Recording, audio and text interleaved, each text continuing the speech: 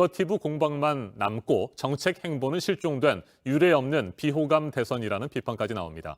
이 같은 상황을 더 이상 두고 볼 수만은 없다며 대선에 뛰어든 정치계 원로죠. 손학규 전 바른미래당 대표 자리에 함께했습니다. 어서 오십시오. 예, 안녕하십니까. 네, 지난달 29일에 대선 출마를 선언하셨습니다. 17대와 18대, 19대에 이어서 네 번째 대선 출마이신데 쉽지 않은 결정을 하신 것 같고요.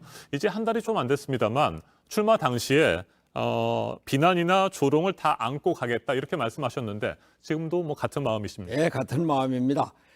제가 처음 나왔을 때 많은 사람들이 놀라고 또 아니 왜 이래 그랬는데 이 근래에 와서 좀 많이 바뀐 것 같습니다.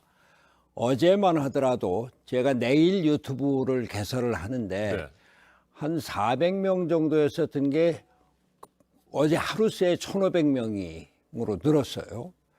그 대통령제 폐지에 대한 관심이 높아지고 그 뒤에 윤석열 후보가 청와대 축소를 얘기를 하고 네.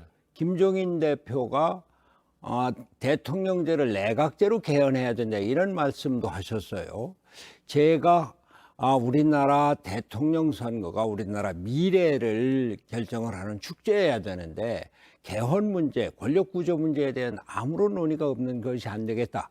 그렇게 해서 나온 것들이 이제 조금씩 네. 이해가 되고 동의를 얻어가는 이런 상황인 것 같습니다. 네. 2012년 민주통합당 대선 후보 경선에 나서셨을 때는 저녁이 있는 삶이라는 슬로건을 내셨습니다. 저도 네. 지금도 기억하고 많은 분들이 기억하고 있는데 네네. 방금 말씀하신 것처럼 이번 대선에서는 대통령제 폐지를 가장 앞에 내세우고 계십니다. 이와 관련해서 좀 더 설명이 좀 필요한데 제왕적 대통령의 권한을 대폭 축소해서 국회나 국민들에게 돌려주자 이런 차원이 아니고 아예 대통령제를 폐지하자 이런 말씀이십니까? 그렇습니다.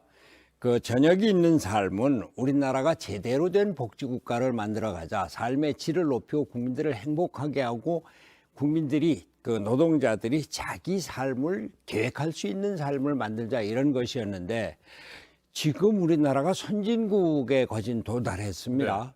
이걸 제대로 유지를 하려면 다원화된 국가에서 대통령의 권위주의적인 체제 갖고는 안 되거든요. 그래서 국민들에게 나누어주고 의회가 중심이 되는 그런 정치 체제로 바꿔야 이제 4차 산업혁명 시대에 기술 강국으로 도약할 수 있다. 그러한 정치 체제를 만들자. 그 생각입니다. 네, 그렇다면 상하원을 갖춘 의원 내각제로 가야 된다 이런 생각이신 거예요? 의회 중심의 민주주의로 가자 이 얘기입니다. 우리 민주주의가 원래 의회가 중심이었고 대의제가 중심이었습니다. 근데 그 권력이 대통령에게 집중이 되면서 대통령 혼자 모든 것을 다 하는 게 돼갖고서는 내각이 제대로 역할을 하지 못하고 의회가 제대로 역할을 하지 못하고 심지어는 사법부까지도 대통령의 하수기관이다 이런 인식들이 높아지고 있습니다. 이렇게 해서는 안 되거든요. 대통령제의 본고장이라고 할 수 있는 미국도 말이죠. 트럼프가 집권을 하면서 대통령제가 완전히 편가르기 또 극한 대결의 중심지가 돼서 미국 국민 많은 사람들이 트럼프 지지하는 사람들이 이 백신을 거부하고 있어요.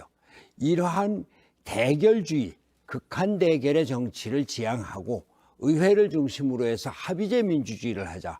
정당 간에 협의하고 타협하고 합의하는 유럽과 같은 그러한 정치적인 안정을 기해보자. 그런 것이 제 생각입니다. 네, 이번 대선이 그 어느 때도 없었던 비호감 대선이다. 차선도 아니고 차악을 선택해야 된다라고 하는 지적들이 많이 나오고 있습니다.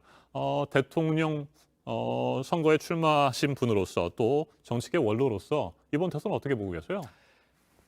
대통령에 나온 분들이 우리나라 국가 미래 또 지금 세계가 변화하고 있는데 그런 변화에 우리가 어떻게 적응하고 대응해 나갈 것인가 이런 비전이 없으니까 그러니까 대통령 후보들 간의 개인적인 문제들, 가정사의 문제 이런 거 갖고서는 서로 싸우고 있지 않습니까? 이런 선거가 어디 있습니까? 그래서 대통령이 되면은 모든 걸 다 가고 아니면은 아무것도 안 가는 이런 것 때문에 무한대결의 정치가 계속되고 있는데 국회에서 정당 간에 협의하고 타협을 하고 연립정부를 만들고 하는 이러한 정치 문화를 근본적으로 바꿔보자. 이것이 제 생각입니다. 네, 문재인 대통령이 새해 초에 단행할 것으로 보이는 특별 사면과 관련해서 뭐 여러 가지 얘기들이 좀 나오고 있습니다. 전직 대통령 이명박, 박근혜 씨의 사면을 요구하는 사람들도 많고 또 이와 관련된 논란이 일고 있는데 어떻게 생각하세요? 국민 통합을 위해서 이 전직 대통령이 이제 사면해야죠. 저는 작년 말 금년 초에 문재인 대통령에게 전직 대통령을 국민 통합 차원에서 이제 사면을 해라 이렇게 강력하게 요구했었습니다.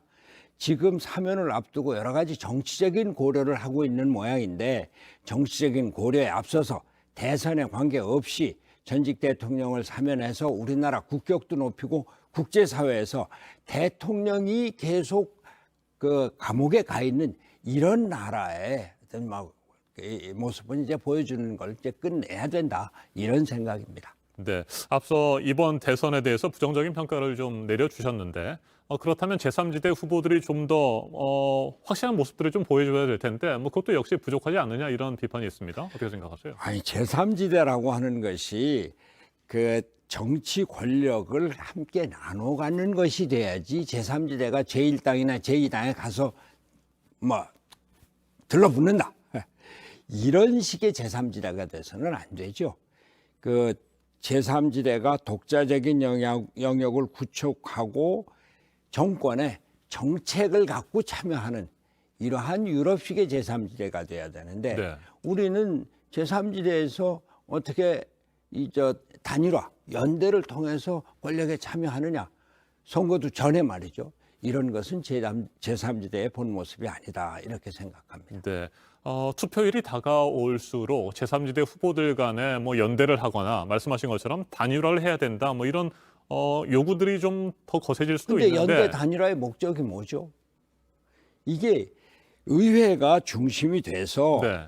정치 권력의 한 부분을 차지하고 그것을 정책적으로 우리가 이런 정책을 갖고 있는데 정부에서 같이 참여를 해 줄래? 이것이 제3지대의 존재 의의지.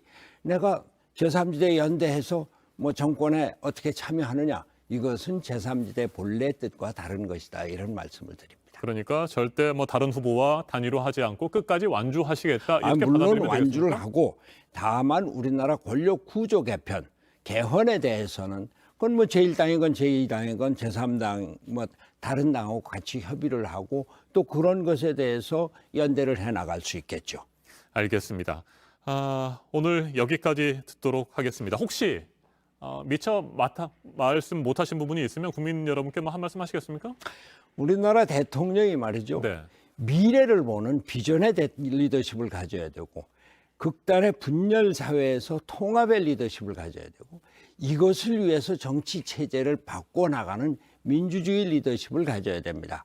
이러한 그 새로운 대통령의 리더십을 갖고 국민들이 대통령을 선택해 주시길 바라고 제가 비전의 리더십, 통합의 리더십, 민주주의 리더십을 갖고 나왔습니다. 저를 도와주십시오. 이런 말씀을 드립니다. 알겠습니다. 여기까지 듣겠습니다. 손학규 전 바른미래당 대표였습니다. 말씀 잘 들었습니다. 감사합니다.